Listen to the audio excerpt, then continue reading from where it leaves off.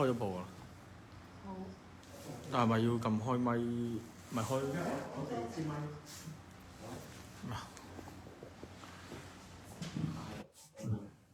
得啦。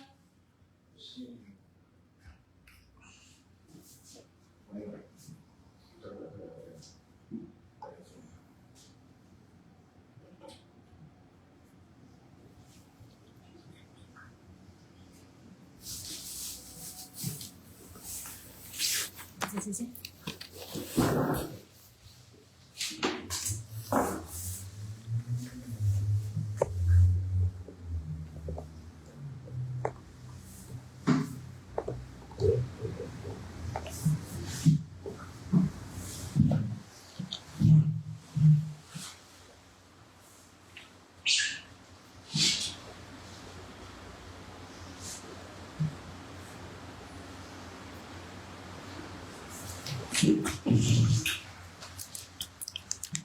Hello，晚上好啊！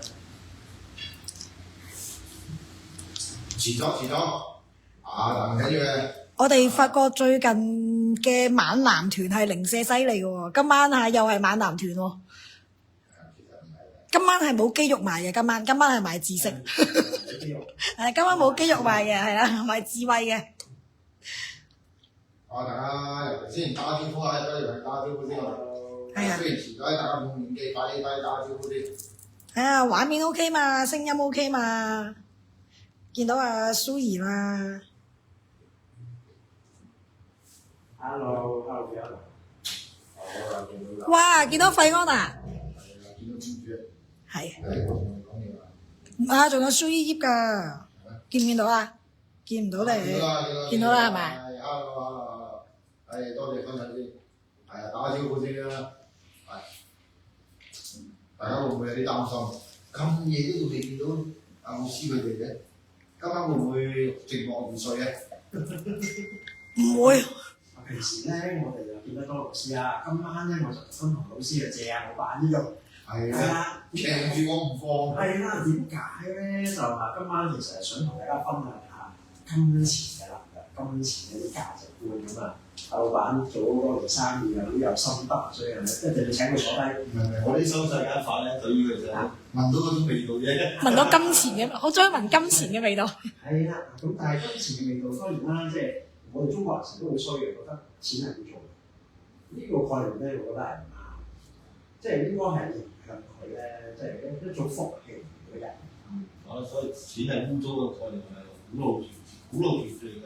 我覺得係一種以前我哋士農工商咧唔重視商人啦，覺得商人咧就係奸詐嘅，咁所以我覺得錢呢樣嘢對於抄重抄啊嘛。係啦，就咁樣嚟嘅。係啦，咁但係其實大家又會即係點會覺得即係錢？如果冇錢其實好難到幸福，咁雖然有錢未必幸福啊。咁但係冇錢就必然幸福啦。係啊，冇錢就好難幸福嘅喎。咁所以咧我覺得大家今晚希望大家過咗今晚之後咧，即係講啲啱做咗好齊嗰種，即係我覺得係有少少難，即係覺得大家會覺得錢係有陣味嘅。係啊，大家又覺得錢係乜嘢一回事咧？係咁啊，探討啦。係啦，今晚想同大家探討下、傾下啦，大家又對錢有咩睇法啊？或者對呢樣嘢係即係覺得佢係一個乜嘢嘅形象咧？對於大家嚟講係好毒蛇啊，好安穩啊，好美好啊，定係污糟邋遢咧？佢哋話收音弱咗啲喎，好大迴響。係咪開咪仲未對應啊？開咗我哋兩個 OK 嘅。唔係頭先係開住㗎，所以我而家刪咗試啊。好啊，刪咗，開住嗰個咩位都係。開住咗都係唔得。有啲遠啦而家。而家好唔好啲啊？而家就大聲啲啦，應該。係咪而家好啲啦？好。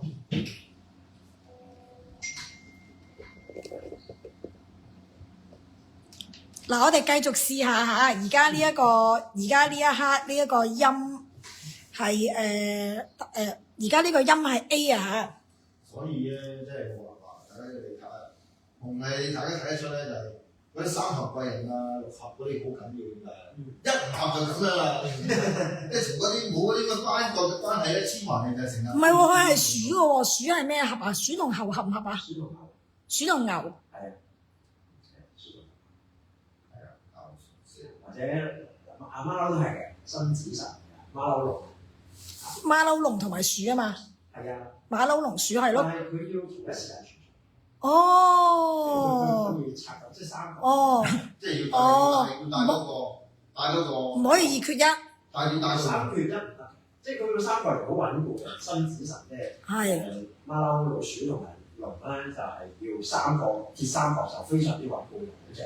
老師把聲大過佢哋把聲，我把聲大過佢哋把聲。呢度都有收音。係近個電話，所以而家少咗收聽。呢個有收音㗎。唔緊要啦，就總之就係係。多謝。喂，粉係啊，周你快啲過嚟同大家分享下。嗱，粉係對於呢個金錢嘅投資嘅觸覺。係幾勁有分享下喎。你試下揸住個咪講嘢，唔好意思啊，你試下，真係好個距離聽得唔清晰，有啲距離感。而家嗰啲係。而家呢個聲係 B， 而家呢個聲係 B， 師傅嘅聲係 B。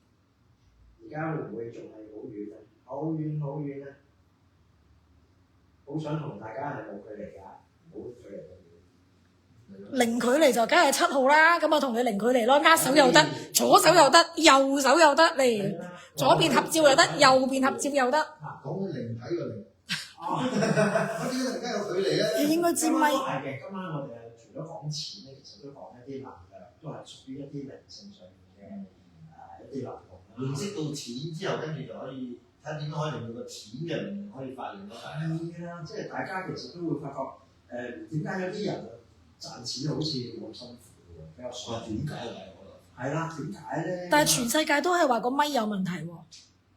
一樣喎，好軟聲喎。估計支咪係咪未開或者有問題？但係唔係，我哋呢度見到係收音 OK 㗎，呢度見到係斬緊。係咪部電話detect嗰個食咪個位會食到咧？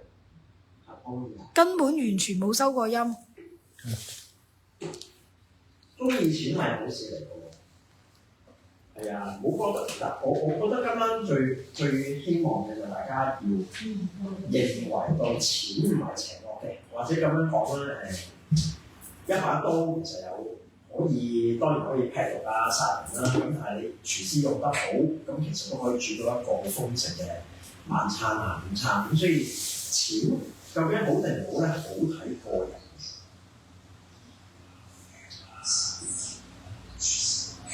唔係好大聲。好大聲啊！佢覺得有回音。係啊，嗰啲聲似乎好似嗰度收唔到咁樣。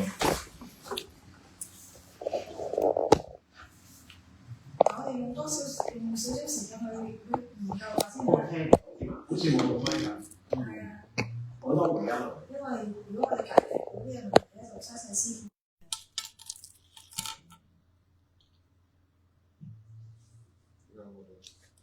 嗱，我哋繼續試下，好似冇用咪咁。應該係個咪冇。老闆啲聲正常返，因為老闆而家坐咗喺個電話前面。係啊，冇錯。嚇？我仲未聽到。Hello。有延遲。我哋仲有冇第二套咪啊？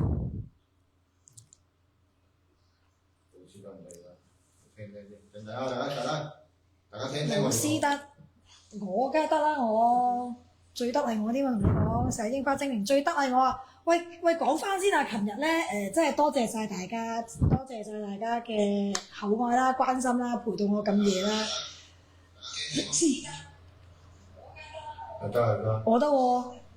而家得唔得啊？但係我係冇咪嘅喎，咦又唔係我支咪喺度。好啦，咁得啦，交翻。好。嚟馬男嚟啦！我哋整翻馬男出現。男團。係啦。男團。咁你陳師傅話金錢嘅嘢，你出條鐵咧？唔係㗎，錢喺晒你度，有咩你咁樣唔識啫？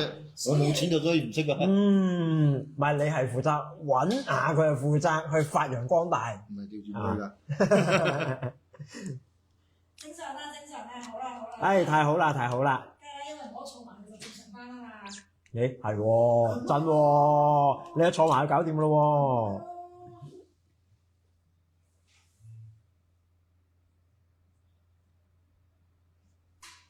好，太好啦，太好啦。OK 啦，係咪？嗱，我見到阿丹啦，見到 YH 啦，見到 Con 優，好多朋友仔咧都同阿奕辰師傅打招呼。Thank you，Thank you，Hello。喂，我發覺咧今晚幾好喎，今晚。好齊人喎，大家都等到我，真係多謝大家等我嚇遲咗。大家應該好有興趣對金錢呢兩個字。今誒，晚唔係講鬼故啊嘛，即係你知講鬼故啊 S D 就一定變得好驚嘅，我唔明嘅，我唔聽嘅。今日講錢啊，嗱講錢中意啦啩？呢度有邊個唔中意錢先？嗱唔中意錢嘅咧就打個一字啦，中意錢嘅就打個二字啦。咁啊應該大家咧都會全部出發個二字㗎啦。嗱咁啊啱啦，如果大家都中意錢嘅話咧，而家就真係要聽清楚啦，因為今日咧師傅會同佢哋講一個話題咧，其實就係關於錢啊，係啊，點樣可以令到自己嘅金錢能量多啲咧？應該由邊一度去改善我哋自己日常咧？係嘛？即係睇下嗱，陣間咧我都會係同大家即係去探討下自己個命理嘅。咁啊，大家可以 download 定一個叫論八字嘅 Apps 啦。咁啊，輸入咗自己嘅時辰八字，即係出生年月日嘅話咧，咁我再去同大家去解釋一個 Apps 裏邊顯示嘅嗰啲符號啊。究竟有啲乜嘢可以幫到大家啊？喺金錢上面又好啊，或者喺做嘢方面點樣成功啊？點樣流動啲錢咧會翻嚟咧？唔係淨係使咗佢咧咁樣啊？即係呢個今晚嘅話題就希望幫到大家啦。就有個概念上面開始係嘛？係啦，有概念上面開始啊！我即係見到大家都係即係有啲朋友仔啊，好中意錢嘅，我覺得係非常之好嘅，即係。千祈唔好覺得啊錢好艱難啊，揾得好辛苦咁樣。我哋係正面咁樣去重視佢啊。阿老闆，你對錢係咩睇法？有咩睇法？係啊，你錢對於你嚟講係有咩啟發？係啊，有咩睇法？有咩睇法？錢對於你嚟講係咩嚟嘅？錢唔係萬能啦，冇錢就萬萬不能啦。係啊，咁呢個一般嘅世俗人都係咁噶啦。係啊，咁你對於你嚟講，錢難唔難揾嘅咧？其實？即係好多，我覺得咁樣嘅，喺唔同嘅時期裏邊有唔同嘅睇法嘅，係咪先？當你啲小朋友嘅時候，梗係難啦。係冇錯。係咪？尤其是我哋嘅年代啦，即係幫手穿花啊、穿膠花啊咁嗰個年幾蚊都好勁。係啊！即係嗰陣時你穿幾蚊要穿死你，大佬，即係好襟穿，係咪先？咁所以喺唔同嘅階段上面，我覺得都會有分別嘅，係嘛？即係對於錢嘅需求，咁到你可能踏入到年青啲嘅時候啦，大啲啦，咁你錢嘅需求大咗啦，你真係要使啦，你出去見人啦，要食飯啦，要識下啲人際關係要交流啦，係嘛？要啊！嗰陣時你就會越嚟越緊張噶啦，係嘛？到你成家立室、一家大細嘅時候，你更加需要啦，係嘛？其實可以好咁講，即係除咗小朋友年代有阿爸阿媽養之後嘅，其實個概念上面都係要不停都要有，不停都要揾。咁你係容易揾定難揾？咁我睇你，我都覺得好關乎於運氣啦，係咪先？即係頭先你都講點解？喂，問咗好多個點解㗎啦，係人都應該普遍一般，大部分人都會問點解人哋咁容易賺，我又賺唔到咧，係嘛？即係甚至乎去到衰啲嘅，喂，點解我最勤力嗰個啦，或者裁員第一個裁我咧咁樣，係嘛？即係好多個點解㗎，係嘛？係喎，即係點解我又同人哋唔同咧，係嘛？大家都係揾同一份工係嘛？係啊，佢係輕鬆啲嘅喎，好似特別容易升職啊，加人工啊。係啦，咁就所以話即係呢個其實我諗相信大部分人都係幾時都需要㗎啦。咁問題就係究竟點樣可以令到我需要嘅時候有？咁呢個係重點多啲咯，係嘛？即係有你要見到，喂，真係嘅。香港有免費醫療都好啦，係啊。咁但係當你有事就係一定要用錢嘅，係嘛？點樣可以保證？而家做去急症室睇病成日好貴喎，唔係急症室睇病，呢啲仲係事少係嘛？即係同呢個簡單講啦，即係以前啲朋友係通波仔啦，係嘛？通波仔啦，叫你等啦，係嘛？即係你冇本事嗰10幾萬翻去私家醫院做，你咪等咯。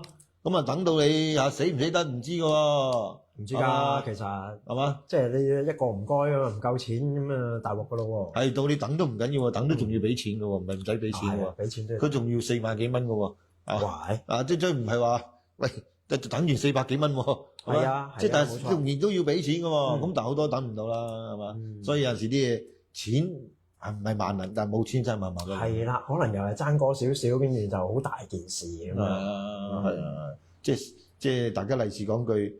行定唔行啊？睇高嗰個厚度啊，係啱。咁啊，點解今日會想同大家講呢個話題咧？就係我近排睇咗一個古仔，咁啊，關於一個財神爺喎。咁咁啊財神爺，大家所認知嘅財神爺咧拜開嘅可能都係阿趙公明啦，係嘛？啊，呢個係普遍大部分都聽過啦，係嘛？咁啊，其實咧我哋有個民間財神嘅喎，咁咧就叫范蠡。咁范蠡係邊個嚟嘅咧？其實就係以前呢個戰國時代嘅時候咧，係個越王勾踐嘅助手嚟嘅。大家都有聽過臥薪嘗膽啦。咁呢個越王勾踐就俾呢個吳王嘅夫差就打敗咗。咁佢一心諗住復國嘅。咁咧佢嘅好嘅助手咧就叫范蠡啦。咁范蠡就一路做一個好似軍師咁樣嘅人物啦，就幫佢臥薪嘗膽啊，叫佢要忍穩啊。咁慢慢就揾埋阿西施出嚟咧，大家都可能聽過西施美女啦。咁去吸引夫差嘅注意，就令到佢即係明明都個國家好旺盛嘅，就因為就近女色啦，跟住就成個朝代都唔去即係勤力咁樣去打理朝政咁樣啦。咁最終就俾呢個勾踐就復咗國啦，咁打敗咗咁啊，亦都好叻啦。咁直情成為咗霸主啊，就係中原嘅霸主去到。咁喺咁嘅時候咧。呢個故事叫三聚三散，咩意思咧？就係佢有3次嘅一個好高嘅成就，亦都有3次散盡咗家財，咁即係由大起由大落，咁仍然都可以翻轉頭，好似而家美國總統咁樣話佢曾經都破產，佢又可以翻身，又可以做到總統，又好叻咁，究竟係點解咧？咁呢個范蠡咧喺當越王勾踐佢成功咗啦，做咗皇帝之後啦，咁佢咧就發覺到即係睇相喎，佢又對於呢個命理都有啲認識嘅喎。咁我哋睇呢個勾踐呢個人頸長，跟住個樣咧就個嘴咧就好似啲雀仔啄咁樣。咁佢就講咗句呢個人咧就只可以共患難，就唔可以共富貴嘅。咁所以咧范蠡咧就帶埋佢嘅女友啦，跟住就我歸隱田園啦，咁所有嘅錢咧都留翻俾皇帝，即係你之前俾我嘅，無論係錢又好、名譽、權力、地位都好，我全部都唔要，係咪？咁咧佢有個 friend 嘅，即係結拜好兄弟嚟嘅，叫文種。咁文種咧就亦都係其中一個左右手啦，咁樣。咁咧就喺離開嘅時候，佢就同阿文種講呢樣嘢，喂，你好走咯喎，呢個人即係呢個。伴君如伴虎喎，你要小心啲喎，你一日同我走啦咁樣。咁文種又覺得我都行到嚟呢個地步咯喎，即係等同於而家我哋可能行到去政務司司長呢個位置咯喎，咁樣捧到特首出嚟啦，咁樣支援佢咁樣。去到呢個位置，我唔想走喎。咁但范蠡咧就話我都係即係要離開啦，咁樣我唔要啦，所有嘢我都唔要，錢又好，我身家成副身家送咗俾皇帝，我唔要。咁文種就留喺度啦。咁范蠡就離開啦，咁歸隱田園咧就去耕田，咁去咗齊國，去咗另外一個國家啦。咁佢嘅 friend 文種咧最尾咧，亦都知道咗，即係個皇帝好似唔係好對佢好友善喎，咁樣就叫以前嚟講就而家呢個 terms 叫咩咧？停薪留職。停薪留職，即係我唔打理朝政啦，費事你覺得我對你有啲乜嘢嘅威脅啦咁樣，咁所以就留咗喺度。就算係咁，最尾都俾呢個勾踐咧係殺咗嘅，係啦。咁即係話呢個故事咧就第一樣嘢就係原來咧呢個范蠡咧唔會俾一個成功咧就去蒙蔽咗，佢會知道急流勇退嘅道理啊。呢個 project 已經唔再行得咯，我要走咯咁樣。咁如果唔係咧，佢就算幾多家財都冇用，最尾充公晒。咁呢個係第一聚第一散啦。咁第二聚第二散就去到齊國啦。咁佢就去做耕田呢樣嘢，咁好叻嘅。佢乜嘢都識，天文地理啊、耕作啊，乜嘢都識嘅。咁佢又去耕田啦。咁耕田咧，佢都因為佢識得耕田嘅好多嘢，例如佢識得睇天氣啊，各方面嘅嘢啦。咁佢耕田嗰方面又好成功喎，又出咗好多糧食啊咁樣。好快咧，又成為咗齊國嘅財神爺喎，即係好有錢一個富翁。咁齊國又覺得佢你哋理財咁叻個皇帝，又見到你理財好好喎，不如我又請你出嚟做官啦，做咩官啊？做丞相又請你做政務司司長喎，好似以前勾踐咁樣去做。咁范蠡咧又覺得，咦，危機又到咯，我諗住做個富家翁啫，我冇諗過又好似過翻以前嘅生活喎，又伴君如伴虎喎咁樣。咁所以最尾咧，佢我都係你俾我啊，佢啱啱攞到嗰個丞相個印，跟住之後都係諗下都係冇啦，都係俾翻你啦咁樣。再加上咧，將所有嘅家產咧散晒俾周邊嗰啲伙計啊，周邊嗰啲街坊啊，因為佢幫咗好多手啲街坊幫佢耕田啊嗰啲咁嘅嘢，咁咧就全部散晒俾你。呢個係第二次嘅義罪同埋義散啊，咁啊仲有第三次喎，咁啊佢咧後尾就去咗一個叫陶地嘅地方，咁啊又慢慢開始積聚咗財富。今次佢做咩？做貿易。咁啊因為嗰個地方咧，其實係各個國家嘅集中地嘅，就好似如果喺香港嚟講，可能係中環啊，或者係喺銅鑼灣啊，或者旺角呢啲集中地啦。咁啊，大家可能去嗰度做啲小生意啊，做啲買賣嘅生意，其實都會 OK 啦嗰個地方。好快咧，佢又有一個家財出現咯，因為佢做生意真係好叻嚇，識得好睇乜嘢咧？我哋陣間會講嘅天時地利人和嚇，咁三樣嘢佢一齊。好啦，咁咧有一次咧，咁啊佢個第二個仔咧就同人爭執啦，咁啊殺咗人，咁啊殺咗人之後咧就俾官府啊捉咗啦，咁啊官府捉咗之後咧，佢諗住咧就叫個細仔咧就去攞住啲錢咧去賄賂啦，以前個年代都係咁啦，咁啊希望可以買翻佢第二個仔條命翻嚟啦，咁啊大仔咧就覺得我係大哥嚟嘅喎，咁應該我去做喎。細仔其實咧就阿細佬咩都唔識係嘛，咁啊好易俾人咗啦嚇，又唔識打點啦，人際關係又未必好犀利啦係嘛，咁啊自動請纓。咁本身爸爸范蠡咧就覺得唔好啦，你唔好去啦咁樣，好堅持呢樣嘢嘅唔好去啦咁樣。但係大哥就話啦，你唔俾我去，我就自殺。因為我冇盡到以死相逼。大哥就話我盡唔到責任，我要死俾你睇咁樣。咁阿媽媽就走出嚟就話嗱，你咧如果叫個細仔過去咧，又真係好似好牙煙喎。陣間個二仔又冇埋，個大仔又瓜埋，係嘛？佢自殺，咁啊唔係咁好啊，唔划算喎。咁不如咁啦，爸爸你照俾個大仔去啦，係嘛？都係一樣咁樣抬啲錢過去冇問題嘅咁樣嚇。好啦，咁啊卒之咧就好啦，咁啊俾阿大仔去啦。咁啊大仔咧就過到去嗰個國家嗰度啦，咁啊同嗰個一個好有地位嘅退咗休嘅一個公務員啦，官啦，以前嘅大官啦，咁啊喺皇帝面前就好有 power 嘅，即係好有發言權嘅一個人。咁咧就亦都係好清廉嘅狀態嘅。咁咧阿范蠡就同佢講：大仔，你去揾呢個人啦，呢個係我以前相識嚟嘅，好兄弟咁樣，即係好 friend 以前曾經。咁我去到嘅時候咧就黃金啦，好多錢啦，咁啊擺晒喺度啦，就話請你幫我救下我二弟啦，救下我細佬啦咁樣。咁好啦，咁其實咧嗰位官員咧本身好清廉咧，就諗住咧我俾你擺喺度先啦，我救咗你個仔出嚟，我會退翻俾你嘅。佢都唔貪佢啲錢嚟嘅，因為佢都大官啦，其實都有名有利都冇乜所謂啦。咁好啦，咁就所以咧呢個大官咧就走去皇帝面前講話，皇帝啊！咁咧而家咧我哋成個國家咧都好富足喎。如果你想再富足啲咧，咁你就要有德行喎。咁如果要有德行嘅話咧，我哋咧就要赦免我哋啲有罪嘅人，咁啊做啲功德，咁你個國家咪越嚟越好咯咁樣。咁皇帝聽落話 OK 啦咁樣，咁啊照你主意咁樣做啦咁樣。好啦，咁一路做嘅時候咧，咁就大赦天下啦。咁大哥咧後來聽翻，大赦天下，咁皇帝原本諗住咁樣做㗎，佢又唔知原來嗰個大官係喺後面出咗力㗎，佢係以為本身就有呢件事發生㗎啦咁樣。好啦，咁就走去嗰個大官嗰度同佢講話，其實係我二弟放翻出嚟咯，大赦天下㗎咯，咁咧就應該唔係好關你事㗎咯，咁諗住。你明我講咩㗎啦？咁大官梗係知啦。咁你想攞翻錢啊？嘅咩意思係嘛？咁其實心目中就喂，你係咪即係覺得有啲侮辱啊？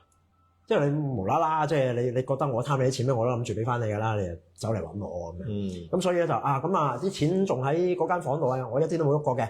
你攞翻走啦咁樣。咁大哥又攞翻走啲錢啊，咁諗住去接個細佬啦，咁樣放出嚟啊準備。然之後呢個大官咧，因為覺得嬲啊，覺得侮辱啊，咁就走去皇帝嗰度。喂，我聽講咧，范蠡個仔咧就周圍去賄賂啲官喎，就諗住可以救翻個細仔出嚟喎。如果咧阿皇帝你而家大赦天下咧，又放咗阿陶朱公即係阿范蠡個仔出嚟嘅話，咁即係貪污㗎咯喎，你嘅德行唔好㗎咯喎咁樣。咁啊皇帝聽完之後就話：哦嚇咁樣啊，咁好啦，咁殺咗佢先，以命償命先，根據法律殺咗佢先，跟住先大赦天下啦咁樣。咁所以最尾咧就阿大哥咧就只能夠抱住條屍咧就翻去揾阿范蠡啦咁樣。咁啊〜翻到去啦，咁啊揾阿范蠡啦，咁范蠡就話：我都知道㗎啦，點解咧？佢話：當我創業嘅時候咧，仲係窮嘅時候咧，阿大哥係親身見到嘅，咁啊，所以咧就覺得錢咧就好艱難嘅嚇，即係揾錢好辛苦嘅，咁所以咧佢咧對於錢嘅觀念咧就會吝嗇啲。咁但係細仔咧，其實咧就佢因為喺已經發咗達嘅時候出世啦，咁啊，所以由細到大都比較上係富足啲啦，咁所以對錢咧就冇乜概念，所以當初咧阿范蠡就諗住叫阿細仔過去，咁啊諗住佢啲錢啊隨便啦，總之就救到人就得啦。咁所以佢話我都預咗㗎啦，所以我先諗住叫阿細仔過去，點不知阿大仔係咁樣做啊，咁所以搞到咧就第二個仔就冇咗啦。咁啊呢個就係得三聚三散嘅故事啦。咁啊最尾啦，咁啊當然啦呢個。佢嘅經歷又散財，又可以有錢，又散財有錢咧，慢慢咧就俾民間咧就視為財神爺嘅一個典範啊！就話你咁樣點解揾錢咁犀利嘅咧？咁樣究竟點解嘅咧？咁其實我哋可以從中睇到咧，佢有幾樣嘢天時地利人和咁樣。第一樣嘢就係天時啦，喂，嗰喺啱唔啱嘅時間去進攻定係防守呢？好緊要。即係啱嘅時候做啱嘅嘢，你就得咗啱嘅時候做啲唔啱嘅嘢，咁你就賴嘢啊！係啊，你就賴晒嘢啦。咁所以咧，好多時候啲客人咧就會嚟揾我哋啲命理師做啲咩咧？你估做啲咩咧，師傅？就係擇日啦。哦，係啦，好多時候，例如大家好似之前，因為要天時，所以要擇翻個靚日，即係有地利有人和都唔緊要嘅。喂，但係我喺唔係緊要，其中一範係三角，即係我天時地利人和，爭一樣都唔得啦。係啦，爭個吉時都係爭啊嘛。冇錯啦，咁所以咧，其實咧就好多客人咧就啱喎，我從一個富裕嘅家庭出世，係咪？我同差唔多嘅時辰爭幾克，係咪？爭幾個字，咁但係喂孖生兄弟都有爭啲㗎，係啊，冇錯啊。所以佢哋對於即係嗰個錢嘅睇法，或者佢哋做事嘅方法都會人嘅性格都爭好遠，會唔同。係個人嘅性格都爭好遠。係啊，咁佢哋就算孖生嘅出嚟，跟住兩個都唔同嘅。咁我有個爸爸同 DNA 同腸啊，咪先？係啊。咁我有個姊妹咧，就係孖生嘅。咁一個叫家姐，一個叫細妹啦嚇，因為一個前後出世嘅。咁個家姐咧就點講咧？阿細妹咧就比較重視啲即係啲男仔要靚仔嘅。咁啊家姐咧就冇咁重視嘅，就重視啲成熟啊、穩重啲啊。咁啊，所以咧家姐咧最尾咧就嫁咗俾一個成熟啲嘅男士啦。咁啊生咗幾件啦。咁啊好即係個屋企好穩健嘅。咁我聽佢講咧，佢屋企咧即係阿老公揾錢咧，即係佢咁講啊，一日咧就揾10萬。一日 OK。係啦，一日揾10萬，即係所以好富足啦，又生幾件，生2、3件咁樣，即係好好嘅。咁啊細妹咧就最尾都係揾咗佢嘅初戀情人啦，靚仔啦，咪好痴情啦咁樣。咁但係咧阿細妹即係細妹嘅老公咧，就係喺工廠裏邊打工嘅。咁啊所以咧一直咧都仲要靠翻阿家姐去養。佢哋孖生㗎。咁啊差唔多時間出世。喂，你講起呢一樣嘢咧，話說我今日去整指甲。咁我整指甲咧，我指甲師就話，即係同我講啦，我有啲客咧都係啲命理師啊，睇風水啊，睇八字。佢話我有個朋友就揾咗另外一個客就係睇風水睇八字。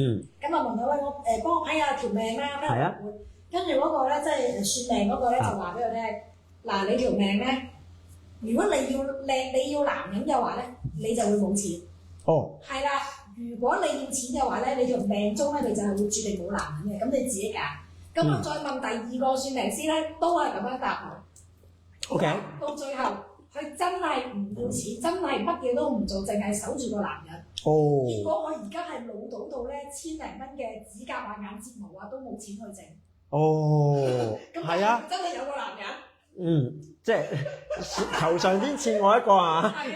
咁啊，賜咗俾你啦。幾百蚊嘅。其實呢個就係命嘅問題啦，係咪先？即係性格就注定你嘅命運啦，一來啦，性格決定命運啦，第二樣嘢咧就係啱啱提起呢個男人啦，咁都講少少人和啦。人和其實啲咩咧？就係貴人啊，主要係貴人，即係你有冇一個人會幫你啊，或者喺你老倒嘅時候去出手啊。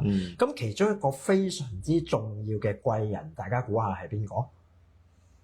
你一生裏邊有一個貴人係影響大家嘅一生好大，就算喺命理上面，喺現實上面，每個人都會有㗎。應該都正常就應該要有嘅。自己老豆老母咪自己一個人咯。唔一定嘅喎。有啲嚟還債。係啊，冇錯啊。咁當然啦，我啱啱講嗰個都唔一定啦。咁但係嗰個有得揀，老豆老母冇得揀，係啦。即係你貴人你可以尋求噶嘛。即係我哋今日邊個會係我哋貴人？係啦，老闆，你覺得邊個係你貴人啊？我老婆咯。冇錯啦。其實咧，嗱，真係嘅喎。我唔使笑，唔係明白寫。喂，老闆你真心㗎嘛？係咪？你見到佢幾唔願意？唔係，點會唔願意啫？我老婆啊，咁好啲啊！呢個效果好啲啊！我老婆啊，唔係講真嘅，啱就係有得揀，又必然會有嘅貴人喺你身邊咯，一定係身邊嗰個啦。係啊，亦都係自己揀啦。咁但係有時候就係即係如果另一半咧真係好慘嘅，好似頭先個 case 咁樣揀得唔啱咧，就佢又唔係你貴人嚟嘅。咁所以係咪貴人咧？我好多客人就會嚟即係合八字啦，咁樣攞另一半嘅八字。以前古代都係咁啊，結婚之前夾一夾個八字先，夾唔夾先？夾先至結婚嘅，唔夾咧就下一個啦咁樣嘅。咁而家現代婚姻就即係現代戀愛就自己揾啦，係嘛？咁啊，所以其實咧都可以某程度上掌握喺自己手上面嘅喎。老闆，你覺得結咗婚之後係咪運勢順咗好多啊？嗱，你諗清楚先好講啊！唔係講老實嘅，即係你嗱，我覺得咁嘅故事啊，嗱咩愛情故事哇，愛情故事就犀利啦！一講你講成晚，但係咧呢個愛情故事應該留翻老師講嘅，點解？因為梗係呢啲夠膽講啊！唔係呢啲，梗係追人嗰度講啦。邊個追邊個，梗係邊個去講啦。大佬話我俾人追嘅時候有咩好講啫？佢咪追我咯，就係咁啫嘛，係咪先？咁所以我冇乜嘢講嘅，所以有機會請老師講點樣追到我到手啊？OK，係啊。咁好啦，但係假設你係啱啦，OK，真係阿老師追你，咁樣佢可能同假設先，假設我唔知啊，我第三者先唔認識你哋之前拍拖啊，係咪先？好啦，咁啊，你同阿老師一齊之後，你嘅事業啊，或者你做事方面係咪順咗好多咧？可以咁講嘅，一啲時間啦，係咪先？即係有啲時間嘅時候都有波幅嘅，係嘛？但係你話實際上面咁啊，梗係好過咗啦，由單身變為兩夫妻，咁我哋嘅生活一定會好咗㗎啦，因為你會為咗嗰個生活去更加，即係你會諗住，因為唔同啊單身打仔嘅係咁㗎啦，係咪先？但係當你結婚之後，另一個階段你又會即係啲嘢唔可以咁㗎啦，你一定要點樣都翻嚟都要養到佢㗎，係咪先？咁嘅係咪先？咁但係咁嘅情況就係可能個心態有轉變啦，咁呢啲嘢就自然係順啦，即係會好啲。即係俾你做僆仔，即係做單身寡佬嘅時候，咁會好啲嘅。咁實際上面一定係有好大嘅幫助啦，係嘛？咁你話係咪貴人咧？喺我自己嘅角度覺得都係嘅，啱嘛？都叫做你話影響，即係我唔識得分嗱，你好難咁樣分嘅，因為你呢個係身邊呢個太太同你本身可能做嘢貴人，你好容易分到啦，係嘛？身邊嘅太太你只能話你聽。運氣好咯，係咪先？運氣嗱，就係講起呢個好重點，運氣究竟係乜嘢嚟嘅咧？其實運氣就係一啲機會啦。喺我層面嚟講，就係你究竟有冇裝備好自己，當個機會嚟到嘅時候，你掌握到呢個咪叫運氣咯，係嘛？咁但係即係我打個譬如就係運氣就係大家馬路啦，人就係9架車啦。咁如果你架車係本身個 engine 啊副計係唔係好得嘅，即係冇準備好冇裝備好自己，咁你俾條好靚嘅路你行嘅話咧，你可能行得都順嘅，但係最尾都會失敗，因為嗰架車唔得嘛，都未打柴啊嘛。好啦，另外一方面就係架車好靚，條路好順，咁啊大家可能見到身邊或者自己都係啦，話做啲乜嘢都好順利嘅，咁呢個係一個啦。咁我相信老闆頭先講嘅都有高有低，即係話都有啲經歷啦，係咪先？咁我諗你都係屬於嗰種即係慢慢去學習，然之後條路慢慢先順嗰啲啦，係嘛？咁所以究竟貴人係啲咩咧？就係我又唔係佢老婆咯。係冇錯。咁但係嗱，我覺得好多時候大家身邊都會遇到嘅，尤其是男士啊，男士其實係即係會第一啦，自尊心好強啦，覺得自己會比較叻啲啦。咁啊揀女朋友啊揀老婆嘅時候咧，佢會唔會去考慮一樣嘢，就係佢會唔會同我將來即係有一個更加好嘅加成效應咧，即係1+1=3咁樣咧。咁但係好多時男人你知啦，即係都係睇靚女啊咁樣啦。咁啊靚女就唔係好多，即係都係即係嗰個能力上面啊各方面係 OK 或者配合到嘅。咁樣情況之下咧，咁所以咧你會發覺咧好多男士啊，尤其是係啲比較富裕嗰啲成功嘅咧，我身邊啲客咁樣啦，好多時候咧你發覺咧就離幾次婚嘅。咁我有聽過，佢哋只係犯咗天下男人都會犯嘅錯嘅。冇犯過係嘛？冇犯過。佢只係唔覺意犯咗天下男人都會犯嘅錯啫。係啊，冇問題嘅。好大問題喎？點解咧？其實因為咁樣而令到喂你結幾次婚，咁你諗下啲仔女啊各方面，佢到時啲價值觀啊係嘛，爸爸媽媽又唔穩定啊咁樣嘅時候點算咧咁樣？即係我最誇張嘅一個客人咧，結咗5次婚，即係70幾歲啦，第5次婚。咁犀利嘅字嚇？都係四老婆啫。係咯。結咗5次婚喎，5個老婆啊，韓生4個，佢知道韓生。喂，但係佢韓生唔同喎，韓生佢全部喺度啊，佢唔係離婚喎，佢係離結加埋5次喎咁樣。咁即係我成日都係睇住你今次又係同以前一樣喎，又係揀18-22喎，下次又係揀18-22喎，即係一路睇住佢咁樣嘅。計算機、冷氣機咩啊？起風機係即係佢不斷重複犯錯啊！即係人類總會犯上自己錯誤。咁我都成日同佢講，喂，其實你要個人嚟做乜嘢啫？咁樣你又有錢，你又即係你唔使結啦，係咪先？你大把女朋友啦咁樣。佢話唔係啊，其實都有一個即係最尾我真係有啲咩病痛嘅時候啊，都有一個喺身邊照顧下我啊咁樣。即係佢有咁呢個係啱嘅。咁但係你又冇嚟揾18-22係嘛？咁呢個係佢個喜愛嚟嘅，獨特嘅喜愛，同佢嘅諗法係冇乜衝突嘅。諗法一定有人照顧，唔係攤咗地下冇人知，咪死咗夠臭都冇人理啊！咁嗱，呢個係需要揾人照顧嘅。咁但係係咪18-22啊？因為呢個個人喜愛嚟嘅啫。喂，咁同埋係咪呢個係你嘅能力咯？喂，有能力嘅其實真係冇乜所謂嘅，係咪先？咁啊係。你有能力有乜所謂啊？咁唔係嘅喎，即係你揾個18-22，你話你冇能力憑乜嘢揾個18-22？啱，當然啦。咁但係其實有冇能力都好，我覺得要揾到一個賢內助，你要睇咯。你用18-22，我諗我80歲人，我都已經唔係一個要揾賢內助嘅年齡啦，係嘛？即係我已經係諗。唔係喎，佢要真係守住你，即係嗰個18-22，我真係有啲咩病到中風咁樣，喂，你揾個又失任咁點啊？揾個醫護睇住自己啦。嗱，咁阿何生咪識玩咯，係嘛？揾個醫護咯，係咪先？即係佢梗係識諗啦。咁啊，你揾個18-22，佢唔係醫護啊嘛，係咪先？咁佢又貪美色咁啊，所以18-22嘅醫護。係啦，咁所以其實咧，我心裏邊冇同佢講一樣嘢就係，我都預咗你，即係都係慘噶啦，到時到你有錢都冇用。即係嗰個人係咪真心咧，定係貪你啲錢？大家心照啦，其實係咪先？咁所以呢個我成日都同啲客好強調嘅就係，你去揾嘅時候唔好淨係貪個外表咯，尤其是男性咧，即係你要諗一諗嗰個人同你夾唔夾。好啦，你話夾唔夾好難講喎。嗱，大家都有拍過下拖係咪先？即係拍拖嘅時候都好夾夾，一開波肯定熱情如火嘅。喺我嘅啲案例裏邊咧，有2種咧，其實咧我會覺得係我唔使睇個命理，我都會知道嘅大概方向係點。